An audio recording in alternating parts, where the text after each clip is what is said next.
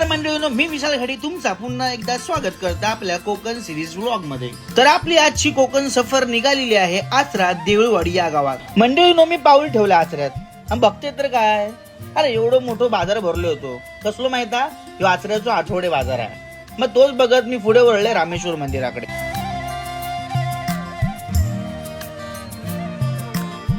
काही कारणामुळे मंदिरात व्हिडिओ शूटिंग करायला देत नाहीत, त्यामुळे मी व्हिडिओ शूट केला नाही मंदिराचा। आचरे देऊळवाडी गावात खूप देवळा असत, पण माका ही 2 देवळा गावली।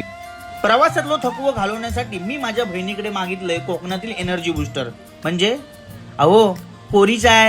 तर मंडळी, चायचो घोट घेतल्यानंतर आपण आता चाललो आचऱ्यातील नागझरी तलावाकडे। तलावाच्या दिशेने मी पोहोचलोय आणि माझा लक्ष वेधल्यान त्या चित्रकारान।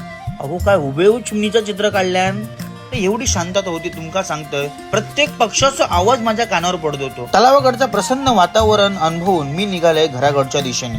तेवढ्यात माका दिसली ती अंगणवाडी शाळा। घराकडे पोहोचलोय आणि बघतोय ते काय, गे भाई माझ्या बहिणींना पुरी भाजीचो बेत केल्यान। हा मग काय, मी ताव मारतोय तोपर्यंत तुम्ही पण काय करशाल, जेवून घ्या तुम्ही पण, आणि भेटाय आपण पुढच्या ब्लॉग मध्ये।